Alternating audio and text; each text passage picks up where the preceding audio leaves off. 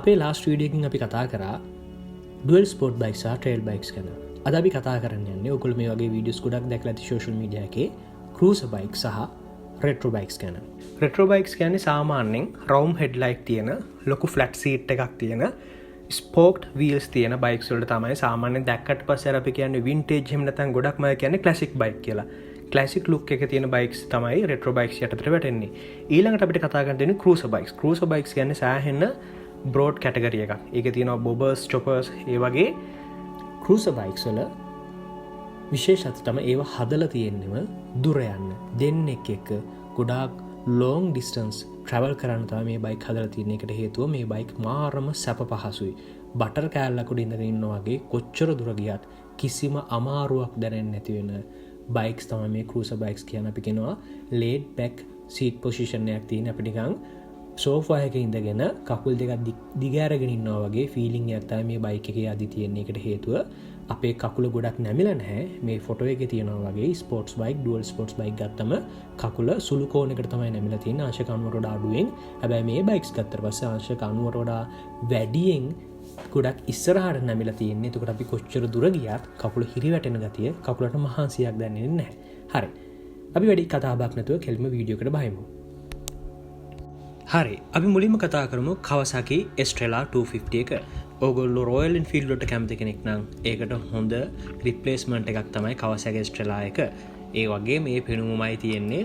ඒ ලස්සන මේ classic look එක තියෙනවා. එතකොට මේක වැටෙන්නේ රෙට්‍රෝ කැටගරි එකට 1992 ඉඳන් 2010 වර්ෂය දක්වා නිෂ්පාදනය වෙනවා. 249cc single cylinder air cooled engine එකක් තියෙන්නේ. පැයට කිලෝමීටර් 120ක් වගේ හොඳ වේගයක් තියෙනවා. කාබියුරේටඩ් එන්ජින් එකක්. ඒ වගේම 2004 උඩ E5 version එකක් එන්නේ. එතකොට self start, seat height එක අඟල් 29.3යි, tank capacity එක ලීටර් 14යි, ලීටර් කිලෝමීටර් 30ක් 35ක් වගේ බයික් එක වැඩ කරනවා. මේකේ suspension feel එක ගත්තම හරිම soft comfy ride එකක් තමයි මේ බයික් එකේ ride එකයි පිළියෙන්ටයි දෙන්නටම තියෙන්නේ.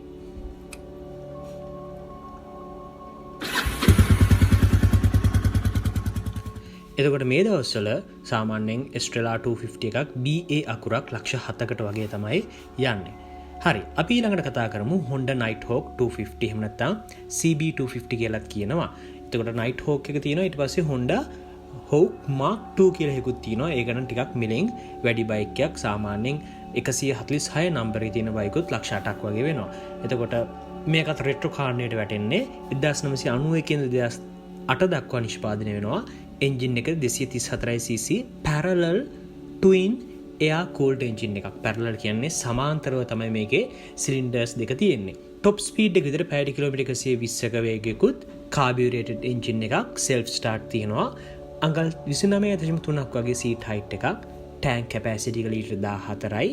ඒත් එක්කම ලීටරයට කිලෝමීටර් 30ක් 35ක් වගේ හොඳ දුරක් යන්න පුළුවන් බයික් එකක්. මේකත් රයිඩර් ටයි පිරියන්ටයි හරිම කම්ෆර්ටබල් බයික් එකක්. ඒ වගේම ක්ලාසික් ලුක් එකක් තියෙන සිටි රයිඩ්ස් වලට සාමාන්‍ය ට්‍රැෆික් එකක තියෙන ට්‍රැෆික් ගොඩක් වැඩි තදාසන්න ප්‍රදේශයක ඉන්නවා නම් ඔයාට ගැළපෙන බයික් එකක් තමයි මේ බයික් එක. එතකොට මේ දවස්වල මේ බයික් එකක් යන්නේ සාමාන්‍යයෙන් CB 250 Nighthawk එකක් නම් ලක්ෂ 5කට වගේ යන්නේ. එතකොට Mark 2 එකක් නම් මම කිව්වා වගේ 146 නම්බරේ තියෙනවත් ලක්ෂ 8කට වගේ තමයි මේ දවස් ටිකේ නම් යන්නේ. අපි ඊට පස්සේ කතා කරමු Suzuki Volti 250 එක. මේක ටිකක් ප්‍රසිද්ධ බයික් එකක්. මගෙත් ආසම ක්ලාසික් බයික් රෙට්‍රෝ බයික් එකක් තමයි මේක. 1994 ඉඳන් 2004 දක්වා නිෂ්පාදනය වෙනවා. 249cc single cylinder air cooled engine එකක් ඇවිල්ලා තියෙන්නේ. top speed එක විදිහට පැයට කිලෝමීටර් 115කුත් carbureted engine එකක්. ඒ වගේම self start අඟල් 30.3ක් seat height එකක් මේකේ feature කරලා තියෙනවා. tank size එක ලීටර් 12යි. එතකොට ලීටරයට කිලෝමීටර් 33ක් 38ක් වගේ හොඳ දුරක් ගමන් කරන්න පුළුවන්. එතකොට suspension feel එක ගත්තම basic soft suspension එකක් තියෙන්නේ. ඔයාටයි පිළියෙන්ටයි දෙන්නටම පහසුවෙන් ගමන් කරන්න පුළුවන් බයික් එකක් තමයි මේක. එතකොට මේ වෙනකොට මේ බයික් එක සාමාන්‍යයෙන් BA අකුරක් ලක්ෂ 6කට වගේ වට මිලදී ගන්න පුළුවන් මේ තියෙන මාකට් එකත් එක්ක.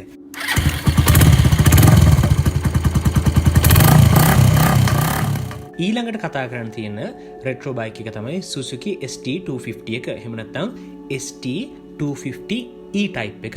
මේකත් රෙට්‍රෝ යටතට වැටෙන්නේ 2003 ඉඳලා 2016 දක්වා නිෂ්පාදනය කළ තියෙනවා. එන්ජින් කැපැසිටි එක 249cc single cylinder air cooled. පැයට කිලෝමීටර් 115ක් වගේ හොඳ වේගයකුත්. කාබියුරේටඩ් එන්ජින් එකක් තියෙනවා 2007න් පල්ලෙහා. එතකොට EFI ඇවිල්ලා තිනවා 2007 ඉඳලා 2016 දක්වා.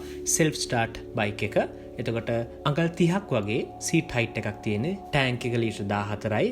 ලීටරයට කිලෝමීටර් 35ක් 40ක් වගේ හොඳ දුරක් ගමන් කරන්න පුළුවන් බයික් එකක් තමයි මේක. අපි රයිඩින් ෆීල් එක ගත්තම the balanced comfy feeling එකක් තමයි තියෙන්නේ. පිලියන්ටයි රයිඩ්ටයි දෙන්නටම. එතකොට සාමාන්‍යයෙන් BA අකුරක් මේ දවස් වල ලක්ෂ 8කට තමයි යන්නේ.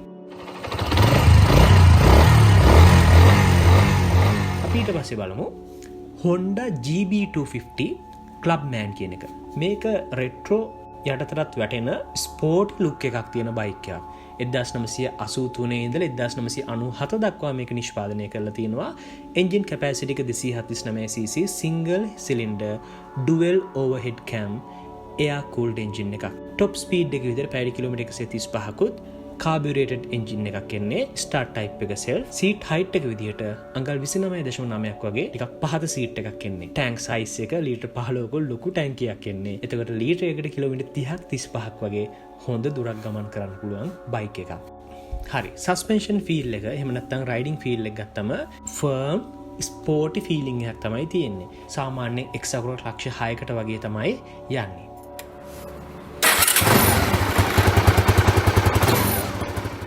හරි. අපි දැන් රෙට්‍රෝ බයික්ස් ගැන කතා කරානේ. අපි ඊළඟට කතා කරමු ක්‍රූසර් වර්ල්ඩ් එක.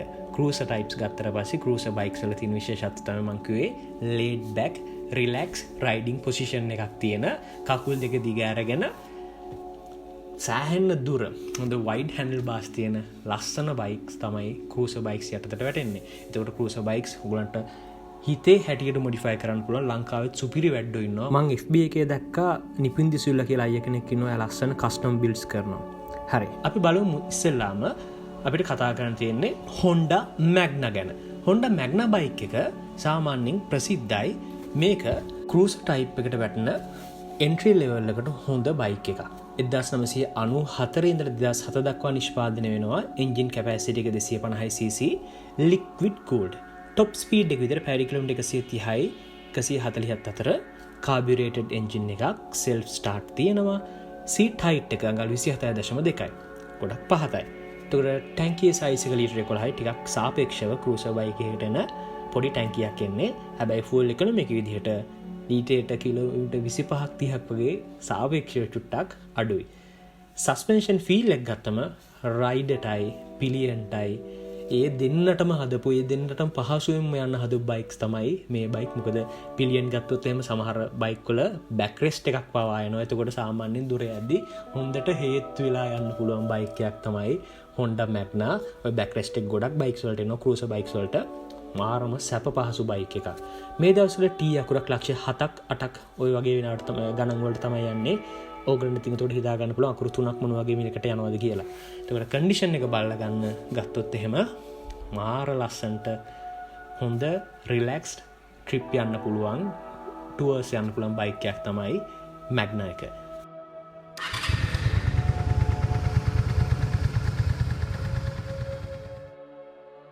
අපි ඊළඟට කතා කරමු Yamaha Virago 250 එහෙම නැත්නම් XV250 එක. මේකත් ක්‍රූසර් කාණ්ඩයට අයිති වෙන්නේ 1988 ඉඳලා 2007 දක්වා නිෂ්පාදනය කරනවා. 249cc V-twin air cooled engine එකක්. එතකොට මේක සිලින්ඩර්ස් දෙක V අකුර හැඩයට තමයි තියෙන්නේ. V-twin එන්ජින්ස් වල තියෙන විශේෂත්වය තමයි බයික් එක දැක්ක ගමන් බයික් එකේ කැපිලා පේන දේ තමයි මේ තියෙන මහා විශාල එන්ජින් එක. සෑහෙන කැපිලා පේනවා. මහා ලොකු එන්ජින් එකක් වගේ තමයි පේන්නේ. මේ එන්ජින් එක ලොකු නිසා තමයි සාමාන්‍යයෙන් ක්‍රූසර් බයික්ස් එච්චර දික් වෙලා තියෙන්නේ. ගොඩක් ක්‍රූසර් බයික්ස් ගත්තම සාමාන්‍යයෙන් අපි එදිනදා ජීවිතේ දකින ස්පෝර්ට්ස් බයික් වලට වඩා සෑහෙන දිගයි. හරි. එතකොට টොප් ස්පීඩ් එක විදිහට පැයට කිලෝමීටර් 120කුත් කාබියුරේටඩ් එන්ජින් එකක් self start උත් තියෙනවා. සීට් හයිට් එක විදිහට අඟල් 27ක් වගේ ගොඩක් පහත් සීට් එකක් එන්නේ.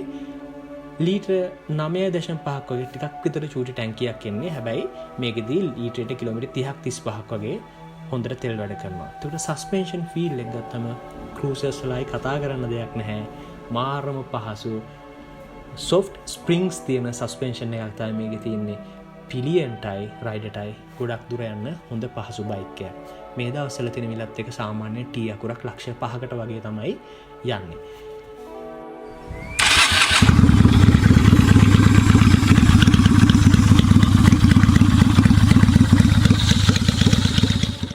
ඊළඟට ඔය වගේම තියෙන තව බයික් එකක් තමයි Honda Rebel 250. එහෙම නැත්නම් CMX 250 කියලාත් කියනවා. මේකත් ක්‍රූසර් කාණ්ඩයට අයිති වෙන්නේ 1985 ඉඳලා 2016 දක්වා නිෂ්පාදනය කරනවා. 2016 ඉඳලා 2025 දක්වා සම්පූර්ණයෙන්ම බයික් එක වෙනස් කරලා මොඩර්න් ක්‍රූසර් එකක් බවට පත් කරලා තියෙනවා.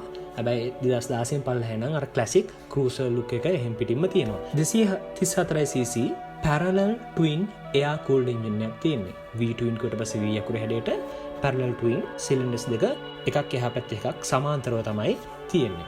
එතකොට top speed එක විතර පැය කිලෝමීටර් 120කුත් carbureted engine එකක් self start තියෙනවා. seat height එක අඟල් 26.6 තවත් පහතයි. ලීටර් 11.2ක ටැංකියක් ඇවිල්ලා තියෙන්නේ. ඒත් එක්කම ලීටර් කිලෝමීටර් 33ක් 37ක් වගේ හොඳ දුරක් ගමන් කරන්න පුළුවන්. suspension feel එක නැග්ගට මේකේ මේ බයික් වල නැගලම් බලන්න ඕනි කොච්චර comfortable බයික්ද කියලා. ඔයාටයි පිටිපස්සේ යන කෙනාටයි සෑහෙන්න පහසු බයික් එකක් තමයි මේ Honda Rebel එක.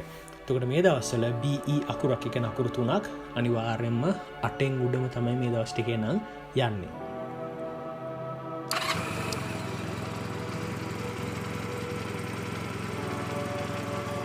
ඊළඟට අපිට කතා කරන්න තියෙන තවත් ක්‍රූසර් එකක් තමයි Suzuki Marauder 250 එහෙම නැත්නම් GZ 250 කියලාත් කියනවා. 1998 ඉඳලා 2010 දක්වා මේක නිෂ්පාදනය කරලා තියෙනවා. එන්ජින් එක 249cc single cylinder air cooled. top speed එක විදිහට පැය කිලෝමීටර් 115ක් carbureted engine එකක් self start තියෙනවා. seat height එක විදිහට අඟල් 26ක් වගේ පහත seat එකක් එන්නේ. ටැංක් එක ලීටර් 13යි. ලීටරයට කිලෝමීටර් 32ක් 36ක් වගේ හොඳ දුරක් ගමන් කරන්න පුළුවන් බයික් එකක්.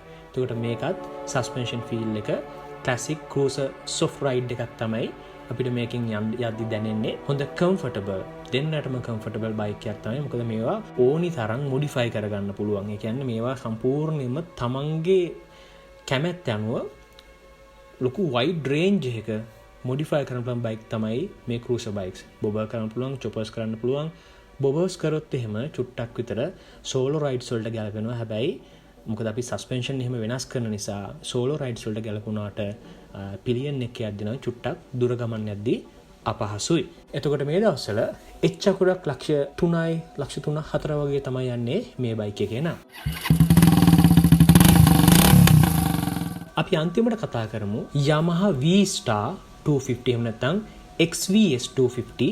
දැන් මේක වෙනස් වෙලා තිනවා Yamaha Dragster කියලා. එතකොට අපි සාමාන්‍යයෙන් එදිනදා ජීවිතේ දැකලා තියෙන්නේ chain driven එහෙම නැත්නම් belt driven bikes වල තියෙන ලංකාවේ ගොඩක්ම තියෙන scooters තමයි. scooter එකේ chain එක වෙනුවට belt එකක් තියෙන්නේ. හැබැයි මේ Yamaha Dragster, Honda Shadow ඒ වගේ bike ගත්ත පස්සේ BMW bikes වලත් ඒක තියෙනවා. chain එක වෙනුවට ඇවිල්ලා තියෙනවා shaft එකක්. එතකොට rear wheel එකයි engine එකයි සම්බන්ධ වෙන්නේ මේ තියෙන shaft එක. මේ ලෝකේ තියෙන රිලයබල්ම බයික් වෙන්නේ ඔන්න ඔය shaft driven bikes තමයි. ඒකට හේතුව chain එකක් ගත්තොත් chain එක කැඩෙන්න පුළුවන්. belt එකක් එහෙම ගත්තොත් එහෙම belt එක පුපුරන්න පුළුවන්. ඒක මොකද සම්පූර්ණයෙන් එළියනේ තියෙන්නේ. හැබැයි මේක එහෙම නෑ, සම්පූර්ණයෙන් ආවරණය වෙලා ගොඩක් දුර යනවා නම් අපි touring bikes කියලා කියන්නේ. touring bikes වල අපි හොඳම touring bike එකක් විතර ගත්තොත් එහෙම Honda Goldwing එක ඒකෙත් ඔය වගේ shaft එකකින් තමයි මේ බයික් දුවන්නේ. හැබැයි Yamaha V-Star 250 එක නම් shaft driven බයික් එකක් නෙමෙයි, chain driven බයික් එකක්. හොඳ cruiser බයික් එකක්. 2008 ඉඳලා 2025 දක්වා මේ බයික් එක තාමත් නිෂ්පාදනය වෙනවා. engine capacity එක 249cc V-twin air cooled. top speed එක විදිහට පැය කිලෝමීටර් 120ක හොඳ වේගයක්, carbureted engine එකක්, self start උත් තියෙන අඟල් 27ක් වගේ බොහොම පහත seat height එකක් තියෙන බයික් එකක්. ටැංක් එක ලීටර් 9.5යි, ලීටරයට කිලෝමීටර් 30යි 35ක් අතර හොඳ දුරක් ගමන් කරන්න පුළුවන් බයික් එකක් තමයි මේක. suspension feel එක ගත්තම හරිම comfortable. පදින්න ආස හිතෙන කොච්චර දුර ගියත් කිසිම මහන්සියක් දැනෙන්නේ නැති බයික් එකක් තමයි මේ Yamaha V-Star කියලා කියන්නේ. T අකුරක් මේ දවස්වල ලක්ෂ 7කට තමයි යන්නේ. අපි නෙක්ස්ට් වීඩියෝ එකකින් හම්බෙමු. සේෆ් රයිඩ්ස්.